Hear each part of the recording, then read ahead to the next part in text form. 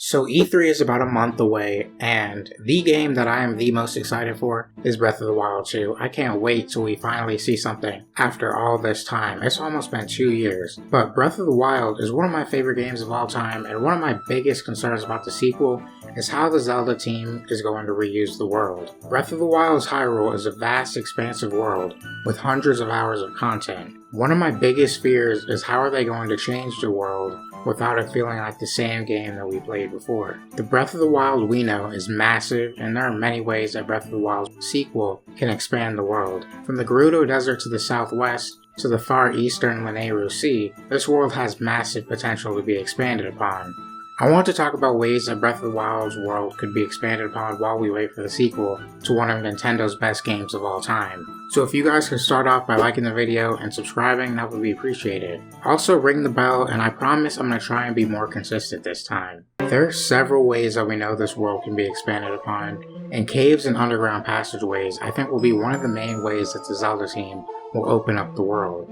In the sequel to Breath of the Wild's reveal trailer, we see a massive underground passageway filled with luminous stones, ancient Zonai structures, and even a flowing river. We also see a mural of who we believe to be Ganondorf. I believe that these caves will be massive in scope and will spread all across Hyrule. The caves underneath Hyrule will most likely hide new puzzles, dungeons, and even new materials. But leading out from the underground caves, I think that the Zelda team will probably add an entire subterranean world that's similar in size to the world of Breath of the Wild. This idea is supported by the fact that in the sequel to Breath of the Wild's reveal trailer, we see a new type of animal that wasn't previously seen in Breath of the Wild. Alternate worlds are nothing new to the Zelda series. In previous Zelda games we have the Dark World, Lorule, and the Twilight Realm, and even a lot more. Underneath Hyrule, I feel like there could be new settlements and new races never before seen in the Zelda series. We know that there will be new animals and mounts in the underground areas. Underground will probably also be where most of the game's dungeons are located.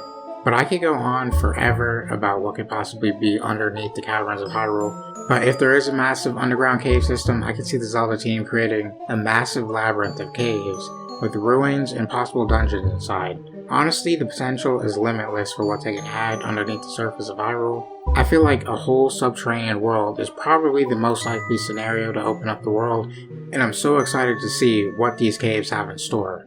Expanding the world by diving would also be another good way to expand the world of Breath of the Wild, though I feel like there was a lot of missed opportunity by not adding diving in Breath of the Wild.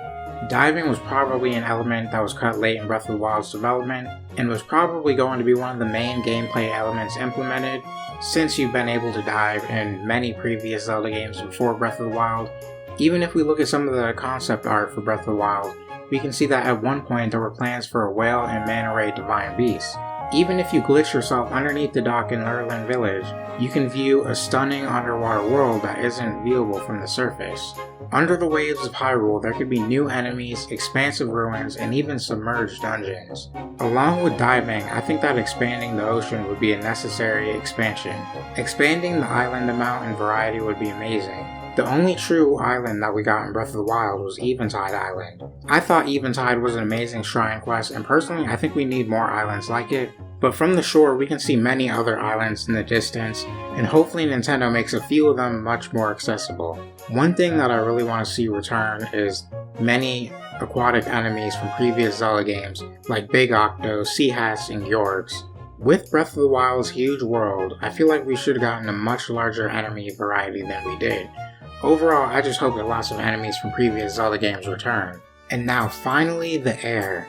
This may be another more likely option for expanding the world in Breath of the Wild, since at the end of the sequel to Breath of the Wild's reveal trailer, we see Hyrule Castle rise out of the ground. But honestly, I think this is one of the more unlikely ways that the world will expand. I'm not going to lie, I have no idea what we could see in the sky of Breath of the Wild 2, but I've heard some people say perhaps we'll get floating islands, maybe even the return of Lothwains.